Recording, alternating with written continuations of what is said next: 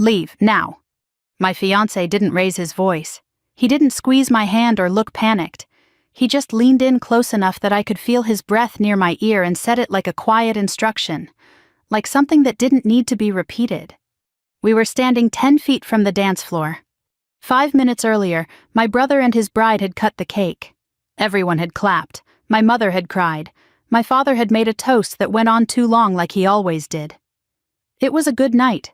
A simple, honest, small-town kind of wedding in Lancaster County. Nothing flashy, just warm lights, folding chairs, and people who'd known each other for 30 years. And then he said it. Leave, now. I turned to look at him expecting a smile, maybe a joke. But Daniel didn't joke like that. Not in that tone. What I whispered. I'll explain in the car. That was all he gave me. No urgency in his voice, no fear, just certainty. I glanced around the room. My brother Mark was laughing with a group of his friends near the bar. His new wife Emily was talking with my aunt near the cake table, brushing icing off her fingers. My mother was refilling coffee cups, insisting people take more pie. Everything looked normal. Too normal. Daniel, what's going on? I asked, softer now. He didn't answer right away. He just looked across the room, not at anyone in particular, but like he was measuring something invisible. Then he met my eyes again. You really didn't notice, he said. That question stayed with me. Even as I picked up my purse. Even as I walked past my mother who called out, "Don't go far, we're about to do the bouquet toss." Even as I smiled and said, "I'll be right back," like I was just stepping out for air. Daniel didn't touch me as we walked out. He didn't rush me either. But he stayed close, just close enough that I felt guided. Outside, the night air was cool, the kind of late September evening that carries the smell of dry leaves and distant wood smoke. The parking lot was half full gravel crunching under our steps. He opened the passenger door for me. I got in. Still, he said nothing. The silence stretched as he walked around the car, got in, and started the engine. No radio, no small talk, just the low hum of the tires as we pulled onto the county road. I waited. 5 minutes passed. 10? Finally, I said, "Daniel, you're scaring me." He kept his eyes on the road. "Good," he said quietly. "That means you're paying attention." That wasn't like him. Daniel was calm always, thoughtful, measured. In the 2 years we'd been together, I'd never seen him rattled. He worked in government analysis, or at least that's what he'd told my parents. I knew better than to ask too many questions. But I also knew he wasn't dramatic. Which meant this, whatever this was real. "I need you to think back," he said. "Tonight, the reception. I've been thinking about it since we left." "No," he said, "not like that. Slow down, think about the people, the details." I leaned my head back against the seat.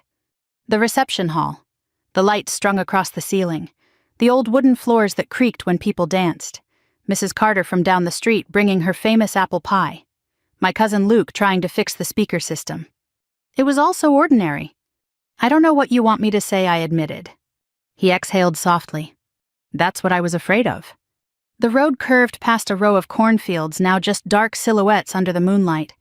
I watched them pass, feeling something tighten in my chest. "You're going to have to tell me something," I said. "You can't just pull me out of my brother's wedding and expect me to sit here quietly." He nodded once. "I'm not asking you to sit quietly," he said. "I'm asking you to stay safe." "Safe? From what?" I turned in my seat facing him. "My brother is inside that building," I said. "My parents, my whole family. If something's wrong." "If something's wrong," he interrupted gently, "being there won't help them." That stung more than I expected. What does that mean? He didn't answer right away. Instead, he slowed the car as we approached a stop sign, then turned onto a quieter road, one that led away from town. "I noticed 3 things tonight," he said finally. I held my breath. First, he said there was a man near the back wall, mid-50s, gray suit, didn't eat, didn't drink, didn't talk to anyone. I frowned. "I don't remember anyone like that." "That's the point," he continued. "Second, your brother checked his phone 12 times in under 20 minutes, always stepping away when he did." "That's not unusual," I said. "He's always been—" "Not like that," Daniel said. "Not at his own wedding." I fell silent. He was right. Still. "And third," I asked. He hesitated. "Your sister-in-law," he said, "Emily. What about her?" "She's not who she says she is." The words landed heavier than anything else he'd said. That's not funny, I said, my voice sharper now. I'm not joking. You've met her twice. I've observed her longer than that. I stared at him. What are you saying? I asked slowly. He finally glanced at me just for a second. I'm saying he said that tonight wasn't just a wedding. The car rolled forward into the darkness ahead. It was a setup. My hands went cold. For a moment I couldn't speak. All I could see was my brother's face laughing by the bar, my mother wiping her eyes, my father raising his glass. Normal? All of it had looked so normal. You're wrong, I said, but it came out weaker than I intended. I hope I am, Daniel said quietly. Neither of us spoke after that. The road stretched on empty and silent. And somewhere behind us, the lights of the reception hall grew smaller and smaller until they disappeared completely. I didn't know it yet. But that was the last moment my life felt simple. We didn't go home right away. Daniel drove another 10 minutes past the edge of town before pulling into a small gas station that sat alone at the corner of two empty roads, the kind of place that stayed open all night because truckers needed coffee and somewhere to stretch their legs. He parked under a flickering light. The engine idled for a moment before he shut it off. Still neither of us moved. You can call your mother, he said at last. Just don't tell her where you are. I blinked at him. That's your advice. It's the safest option right now. I stared down at my phone in my lap. For a long moment I didn't touch it, because something in me already knew if I called I wouldn't get a straight answer.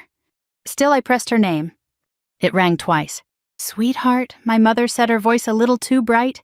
Where did you go? We were just about to... I stepped out, I said. I needed some air. A pause. You left the reception, she asked softer now. Just for a bit. Another pause. I could hear voices in the background, laughter, someone calling out for more coffee, the clink of dishes. It sounded exactly like it had 10 minutes ago. Normal. Is everything okay? I asked. Of course it is, she said quickly. Why wouldn't it be? I glanced at Daniel. He was watching me, not tense, not impatient, just attentive. I don't know, I said. You sound tired. Well, it's been a long day, she said with a small laugh. Weddings will do that to you. I wanted to believe her. I really did. Is Mark around? I asked. He stepped outside a few minutes ago, she said. Probably needed a breather. You know how he gets. My chest tightened. Outside. Did he say where he was going? I asked. No, honey, just outside. Why? I swallowed. No reason, I said, just checking. Well, don't stay out too long, she said. Your father wants to do one more toast. I'll be back soon, I said automatically. But even as I said it, I knew I wasn't going back. Love you, she added. I love you too. I ended the call and set the phone down slowly. She doesn't know, I said. Daniel nodded once. Or she does, he said, and she's pretending she doesn't. That hit harder than anything else. My mother doesn't lie, I said. He didn't argue. He just let the silence sit between us. After a moment, I leaned back in my seat and closed my eyes. Okay, I said, let's go through it again. He didn't speak. He didn't need to. I could feel him listening. The man in the gray suit, I said slowly. Where exactly was he standing? Back wall, Daniel said. Near the exit. Clear line of sight to the main room. I pictured it. The hall had two exits, one near the kitchen, one near the back wall. If someone stood there, they could watch everyone come and go without being noticed. I thought he was part of the catering staff, I said. He wasn't. How can you be sure? Because he never moved when they did. I opened my eyes. That was true. The staff had been busy refilling drinks, clearing plates, moving trays. Anyone standing still that long would have stood out, if I'd been looking. But I hadn't. Okay, I said. Mark and his phone. Daniel nodded slightly. He wasn't just checking messages, he said. He was receiving updates. From who? I don't know yet.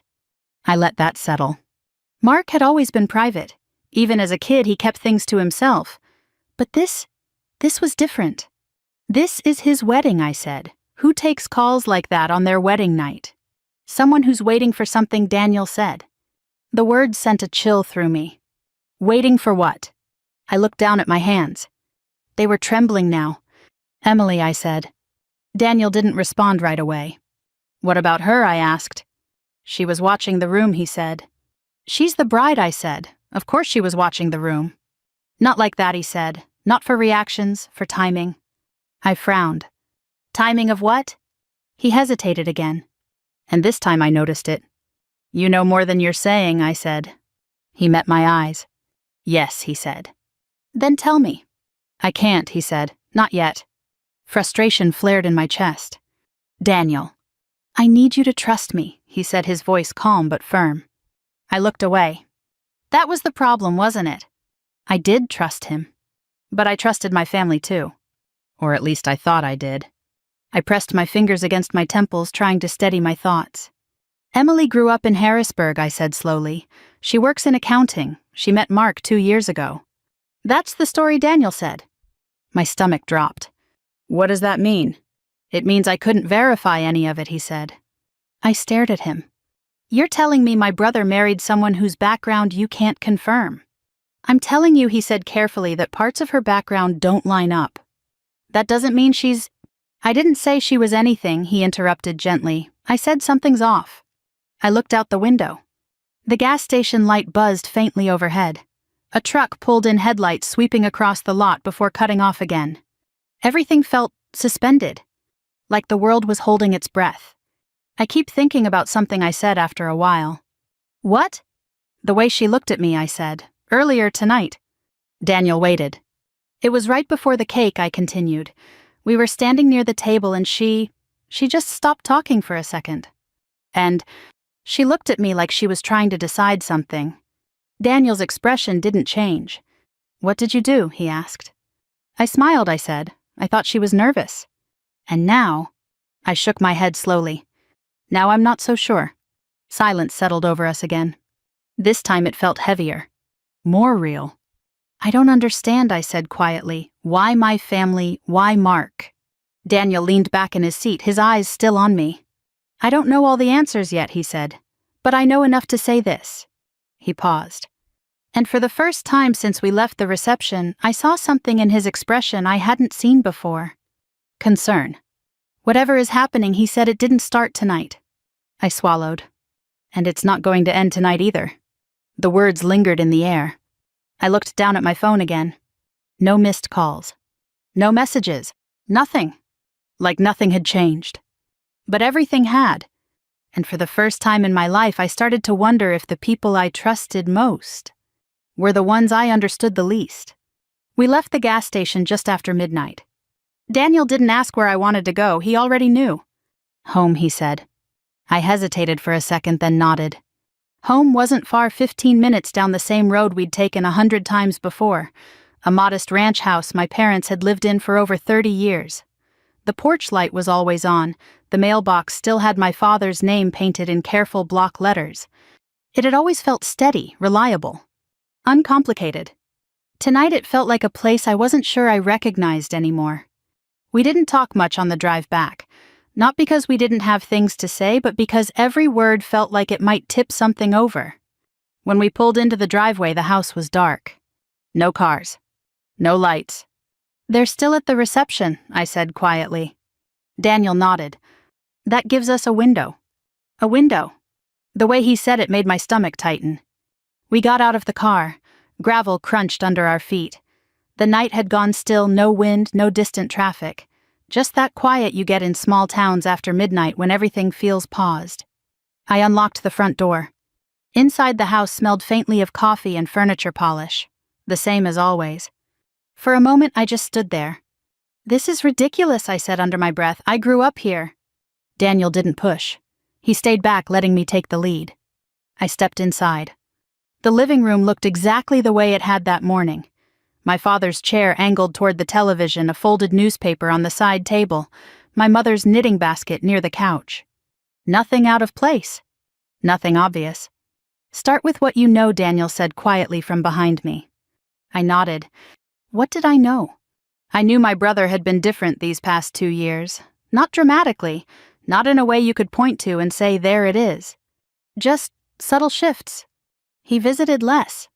He answered questions with shorter answers. He always seemed like he had somewhere else to be. I walked down the hallway toward the kitchen.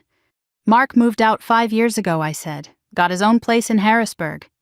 Daniel followed, keeping a respectful distance. But he was here a lot more lately, I added. helping with the wedding, I guess. Or something else, Daniel said. I opened a drawer near the sink. Bill's takeout menus, rubber bands. Nothing unusual. I never thought twice about it, I admitted. That's how it works, Daniel said. I paused. What does that mean? He leaned against the counter, arms loosely crossed. It means most people don't notice patterns unless they're looking for them, he said. And even then, they don't always want to see what's there. I looked down at the counter. He wasn't talking about strangers. He was talking about me. I trusted him, I said quietly.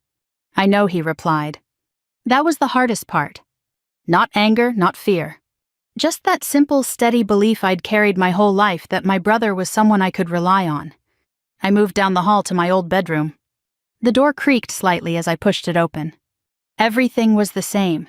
My high school books on the shelf, the quilt my grandmother had made, a photo of Mark and me at the county fair, both of us laughing, sunburned and younger than we realized. I picked up the frame. We used to share everything I said, when we were kids. Daniel didn't interrupt. If something went wrong, he told me. I continued. If he got into trouble, I was the first to know. I set the photo back down. So when did that change? I asked, more to myself than to him. Daniel answered anyway. Probably not all at once, he said. It usually doesn't. I nodded slowly. That made sense. You don't wake up one day and realize everything's different. It happens in pieces. A missed call here, a half-truth there. A moment you ignore because it's easier than asking questions. I walked back into the hallway. There was one thing, I said. Daniel straightened slightly. What? About a year ago, I said. Mark asked Dad for money. For what? He didn't say, I admitted, just said it was temporary, an investment. And your father? He gave it to him, I said, no questions asked. Daniel's jaw tightened slightly. How much? I hesitated. More than we had to spare, I said. That had bothered me at the time. But I'd let it go. Because that's what families do. They trust. They don't dig. They don't assume the worst. I should have asked more questions, I said. Daniel shook his head. No, he said gently. You did what most people would do. That doesn't make it right. No, he agreed, but it makes it human. I leaned against the wall, feeling the weight of that settle in. Human. Flawed. Willing to look the other way when it's someone you love. Emily came into the picture around that time, I said after a moment. Daniel's attention sharpened. Right after, I added, maybe a few months later. Did your brother introduce her? Yes, I said, at Thanksgiving. I remembered it clearly now. She'd been polite, quiet, well put together. My mother had liked her immediately. My father had said she was good for Mark. And I hadn't thought much of her at all. She didn't talk about her past much, I said slowly. I just assumed she was private. Daniel didn't respond. But I could feel the shift in the room. That was a choice, I said, realizing it out loud. Yes, he said. Not an accident. Not a coincidence. A choice. I rubbed my hands together, trying to steady myself. This doesn't make sense, I said. Mark he's not the kind of person who gets mixed up in something like this. Daniel didn't argue. But he didn't agree either. People don't always fit the version we have of them, he said. I let out a slow breath. That's a polite way of saying I might not know my own brother. It's a realistic way, he said. We stood there for a moment, the quiet pressing in around us. Then from somewhere down the hall I heard it. A soft vibration. I turned my head. That's not my phone, I said. Daniel was already moving. The sound came again, faint but steady. We followed it to the guest room. The door was slightly open. Inside the room was dark. Daniel reached for the light switch. The room came into view. Neat bed, closed curtains, nothing out of place. But the sound, it was coming from the dresser. I stepped closer, opened the top drawer, and there it was. A phone. Not mine. Not my parents'. A second phone. It buzzed again in my hand. I stared at it. Mark left this here, I said, my voice barely above a whisper. Daniel didn't say anything. He didn't need to. Because in that moment, I understood something I hadn't been willing to admit before. This hadn't just been happening around my family. It had been happening inside it. And somehow, I'd missed every sign. The phone kept vibrating in my hand.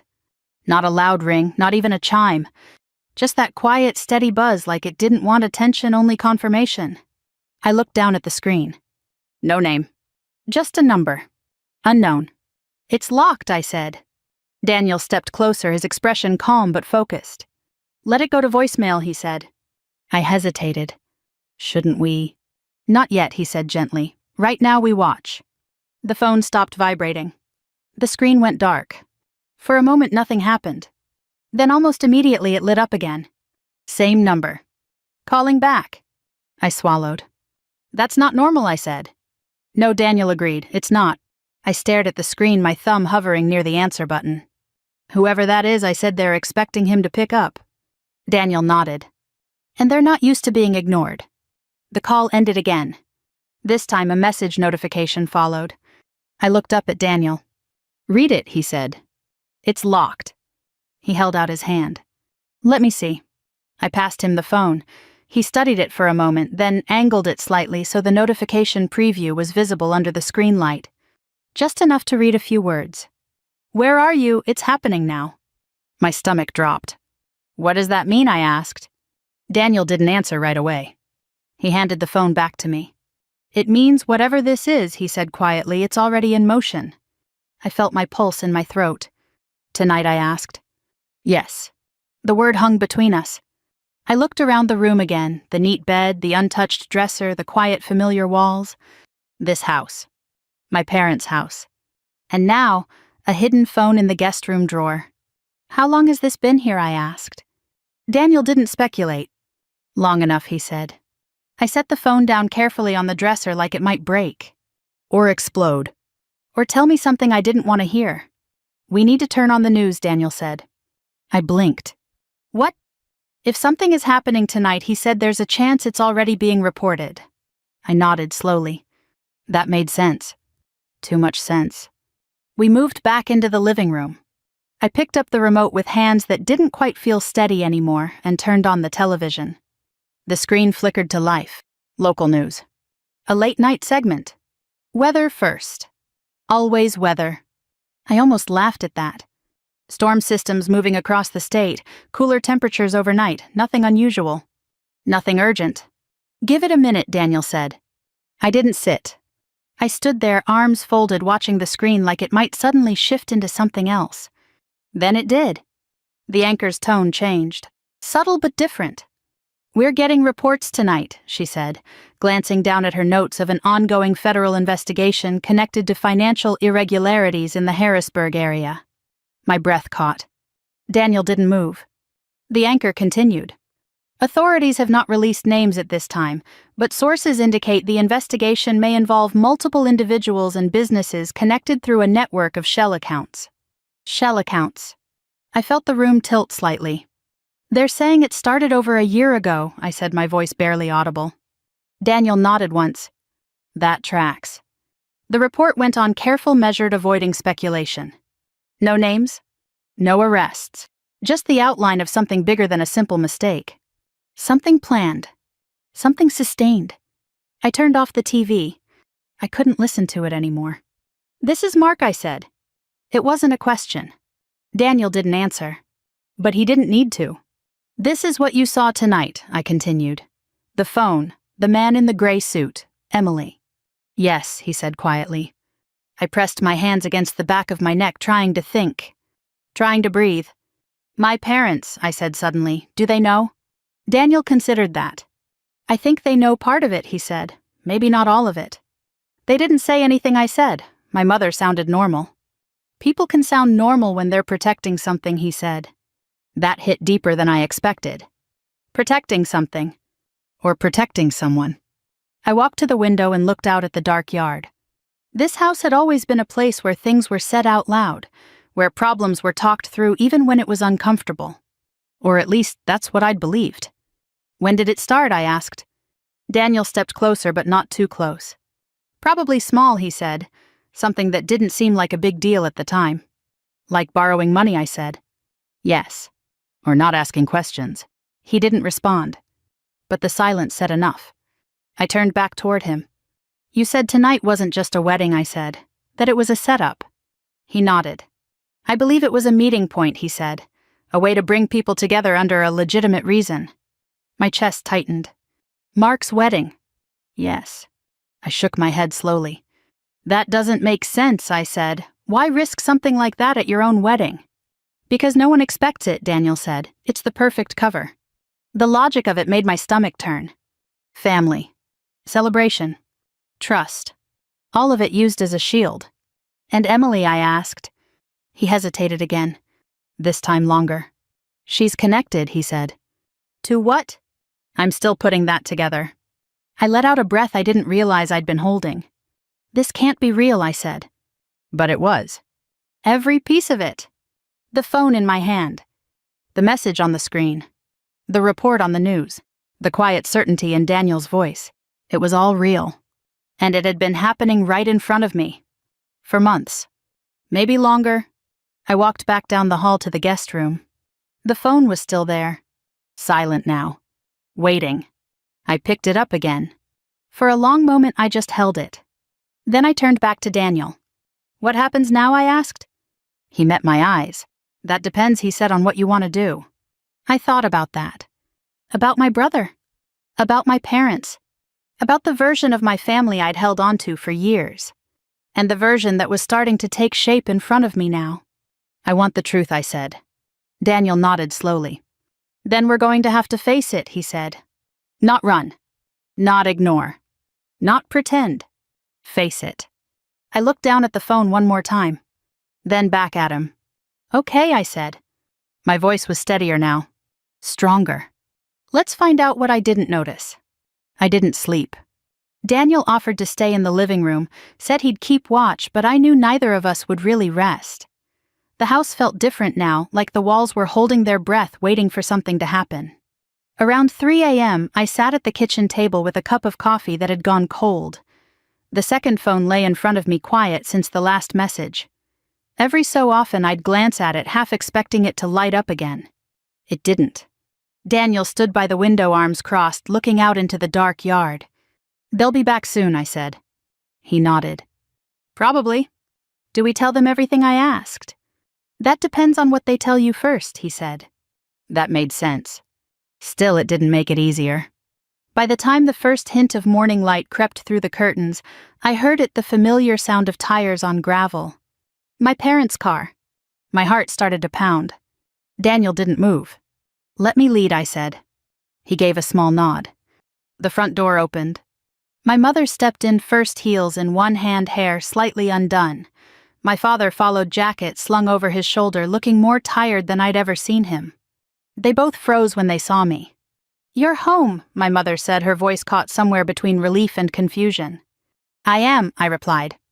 My father's eyes moved past me, landing on Daniel in the corner. Daniel, he said slowly, didn't expect to see you here.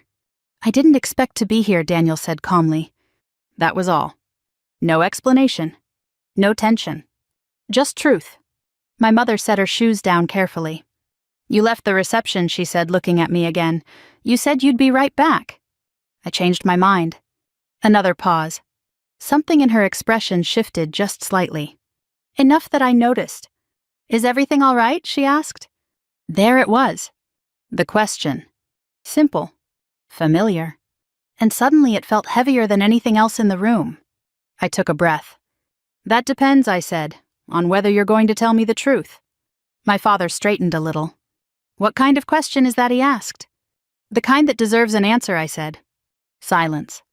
My mother looked at my father. My father didn't look back. That was the first sign. I saw the news, I said. My mother's face paled. My father exhaled slowly. Then you know there's an investigation, he said. I know more than that, I replied. I walked over to the table and picked up the phone. This was in the guest room, I said, holding it up. My mother's eyes widened. My father didn't react right away. He just stared at it. Whose is that, I asked. No answer. Dad, I said softer now, whose phone is this? He looked at me. Really looked at me. And for the first time in my life, he didn't try to soften the truth. It's Mark's, he said. My chest tightened. I figured, I said. My mother sank into a chair. Oh God, she whispered. How long, I asked. My father rubbed his face with one hand. Too long, he said. That's not an answer. No, he admitted, it's not. I set the phone back down. Then give me one. Another silence. He glanced at my mother again. She shook her head slightly like she didn't want him to say it out loud. But he did. About a year, he said. The words landed hard. A year. All that time. All those dinners. All those conversations. Doing what I asked. He hesitated. Business deals, he said. Illegal ones, I said. He didn't argue. Yes. My mother started crying quietly. I told him it was a bad idea, she said. I told him. But you didn't stop him, I said. She looked up at me, hurt flashing across her face. How was I supposed to stop him, she asked. He's a grown man. You could have told someone, I said. Who? She shot back. The police, your brother. The room went still. I looked at my father. You knew, I said. He nodded once. I knew enough, he said. Enough to do something. I thought it would pass, he said. There it was. The sentence that had been sitting under everything. The one Daniel had predicted without even hearing it. We thought it would pass. I let out a slow breath. That's not how this works, I said. I know that now, he said quietly. But you didn't then. Number. The honesty in his voice made it harder to stay angry. But not impossible. What about Emily, I asked. My father's jaw tightened. She's involved, he said. How? She introduced him to the people he's been working with. I felt something shift inside me. She planned this, I said. I don't know what she planned, he said. But she's not who she said she was. I looked at my mother. You knew that too. She shook her head quickly. No, I swear I didn't know she said. I didn't ask. That hurt in a different way. Not deception. Avoidance. I thought if I stayed out of it, she said, tears running down her face, it wouldn't touch us. I nodded slowly. I thought the same thing, I said. Silence settled over the room. Heavy. Real. Where is he? I asked. My father hesitated. Then he answered, I don't know. I studied his face. He wasn't lying. For once there was nothing hidden there. Just exhaustion. And regret. I'm going to find him, I said. My mother shook her head immediately. No, you're not, she said. You're not getting involved in this. I'm already involved, I replied. You don't understand what this is, she said.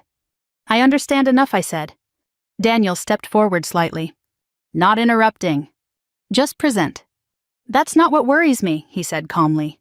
I turned to him. What does... You still think this is about what your brother did, he said. I frowned. It is. He shook his head slightly.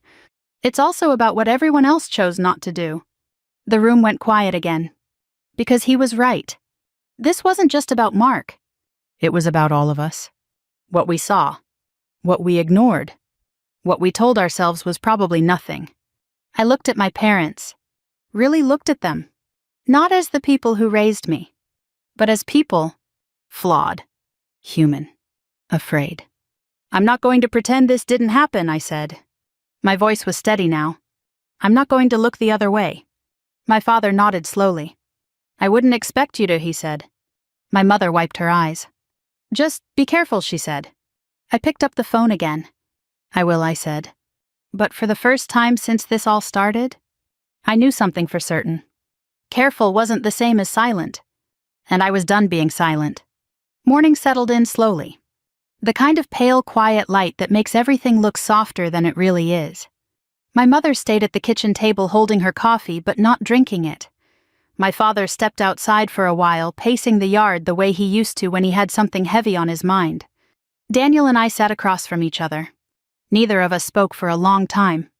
The second phone lay between us. It hadn't lit up again. That's not a good sign, I said finally. Daniel shook his head. No, he said, it usually means things have moved forward. Moved forward. That phrase had a way of sounding calm and controlled. But I could feel the weight behind it. What happens when things move forward, I asked. He looked at me carefully. People make decisions, he said. About what? About who they trust, he replied. I thought about that. Trust. It had been the quiet foundation of everything in my life. My family. My brother. Even Daniel. And now, It felt like something fragile. Something I hadn't protected the way I should have. The sound of the front door opening pulled me out of my thoughts. My father stepped back inside. He didn't say anything right away.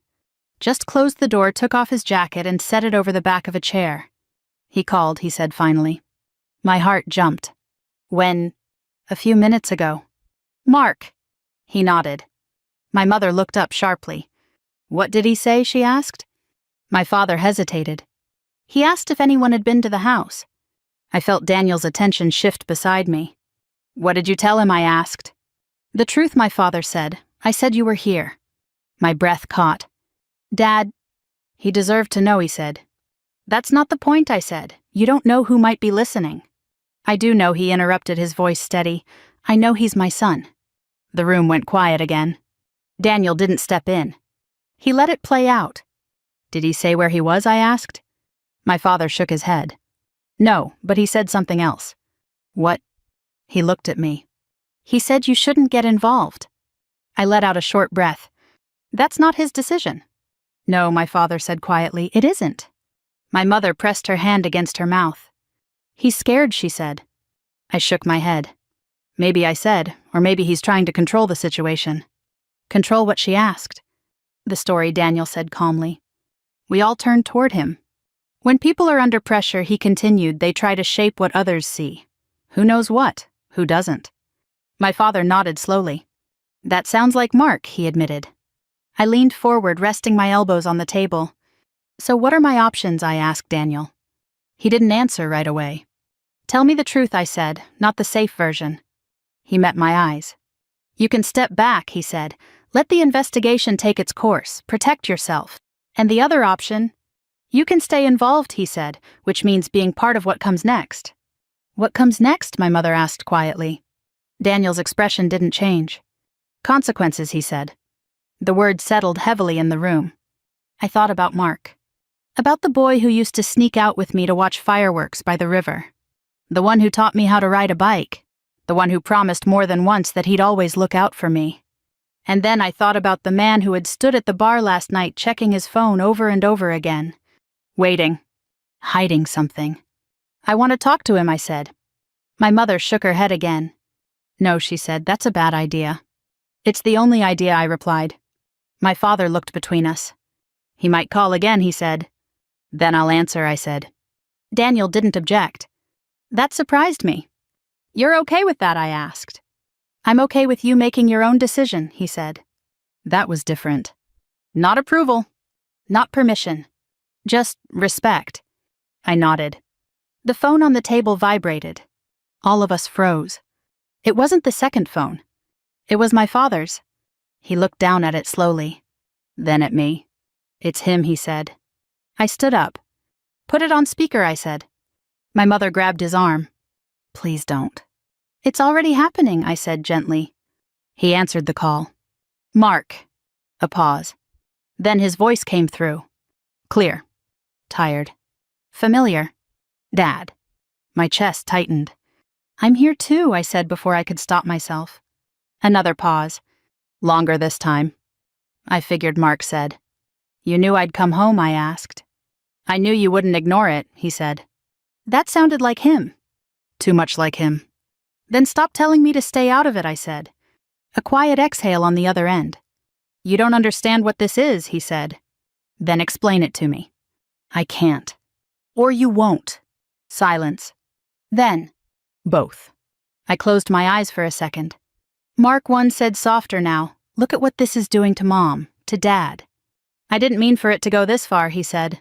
That doesn't change where it is now. I was trying to fix things, he said, for all of us. There it is, Daniel said quietly under his breath. I ignored him. Fix what I asked. The money, Mark said. The house. The bills Dad's been hiding. You think I didn't notice? I glanced at my father. He looked away. You should have talked to us, I said. And said what Mark shot back. That we were falling behind, that we needed help. Yes, I said, that's exactly what you should have said. It's not that simple. It never is, I replied. Another silence. Then his voice softened. I didn't do this to hurt you, he said. I know, I said. That was the hardest part. believing that, and still not accepting it. But you did, I added. The line went quiet. I don't know how to fix this, he admitted. I opened my eyes. That's because you can't fix it alone, I said. He didn't respond. And in that silence, something shifted. Not solved. Not resolved. But acknowledged. I'm not going to lie for you, I said. I'm not asking you to. I'm not going to pretend this didn't happen. I know. I took a breath. But I'm not walking away either, I said. Another pause. Then, okay, he said. It wasn't agreement. It wasn't relief. But it was something. After the call ended, the house felt different. Still heavy. Still uncertain. But no longer silent. I looked at Daniel. He gave a small nod. You did what you needed to do, he said. Maybe. Or maybe I'd just taken the first step. Either way, there was no going back now. It didn't end that morning. Not the way people imagine things end clean, clear, tied up with a sentence or a decision. It unfolded. Slowly. Over weeks, then months. The investigation became public before it became personal. Names weren't released right away, but people in a small town don't need official statements to start connecting things. By the second week, neighbors had begun to ask questions. By the third, they had already decided on answers. My parents stopped going out as much. Church on Sundays became quieter. Fewer conversations, longer looks. No one said anything directly, not at first. But you could feel it. The distance. The uncertainty. And underneath it all, the quiet disappointment people carry when something familiar turns out to be something else. Mark turned himself in 10 days after the wedding. I didn't go with him. That was his choice. But I spoke to him the night before. We kept it simple. No accusations. No raised voices. Just truth. I wish you'd told me, I said. I wish I had, he replied. There was nothing left to argue about after that. Emily disappeared before any official statement mentioned her name. No one in town had seen her leave. No one knew where she went. Just like that, the person who had smiled beside my brother at the cake table was gone. It took time for that to sink in. Not the fact that she left, but the fact that she had never really been there in the way we thought she was. Daniel never said I told you so. He didn't need to. He stayed steady through it all, quiet, observant, letting me ask questions when I was ready and stepping back when I needed space.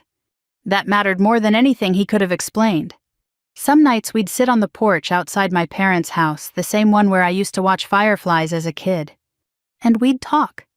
Not about the investigation. Not about the details. But about people. About how easy it is to miss things when you're not looking for them. And how hard it is to accept them when you finally are. I keep thinking about that night I told him once. The wedding. I nodded. I replay it in my head, I said. Every moment, every conversation, trying to find the exact second where I should have known. And do you, he asked. I shook my head. No, I said, because it wasn't 1 second. He didn't respond. He just let me keep going. It was 100 small ones, I said. Things that didn't seem important at the time. Things I explained away. I looked out into the yard. I thought not noticing meant I was trusting my family, I said. And now, he asked. I let out a slow breath. Now I think not noticing was just easier. The words felt heavy, but also honest. Inside the house, my mother moved around the kitchen. My father sat at the table reading the paper again like he always had. Some things hadn't changed, but the way we spoke to each other had. There were fewer assumptions now. More questions, more answers. Even when they were uncomfortable. Mark called once a week. From where he was, conversations had to be brief, measured. But they were real. I should have stopped, he said during one call. Why didn't you, I asked. Because no one made me, he said. That stayed with me. Not as an excuse, but as a truth. We don't always become who we are on our own. Sometimes it's shaped by what the people around us allow, or ignore, or choose not to see. A few months after everything settled into its new normal, Daniel and I drove back past the reception hall. It looked smaller than I remembered. Quieter. Like it had returned to being just a building again. Do you regret leaving that night, he asked. I thought about it. About my mother calling after me. About the music still playing inside. About my brother laughing by the bar. I regret not seeing things sooner, I said. But leaving, he asked. I shook my head. No, I said. Leaving gave me the chance to understand. He nodded. That was enough. Before we drove away, I looked at the door one more time. And I remembered his voice. Leave, now. At the time, it felt like a warning. Now. It felt like the moment everything began to make sense. I didn't notice that night.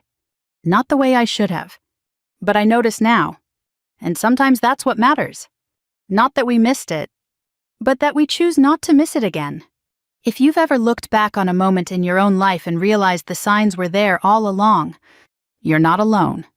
Most of us don't see clearly when we're in the middle of something. We see clearly after. And that clarity, late as it may come, is still a chance to do better. To speak up. To ask questions. To protect the people we love not just with loyalty, but with honesty. If this story stayed with you, take a moment to reflect on the things you might have overlooked. And if it helped you see something a little more clearly, consider sharing it with someone who might need that same reminder. Because sometimes the quiet truths are the ones that matter most.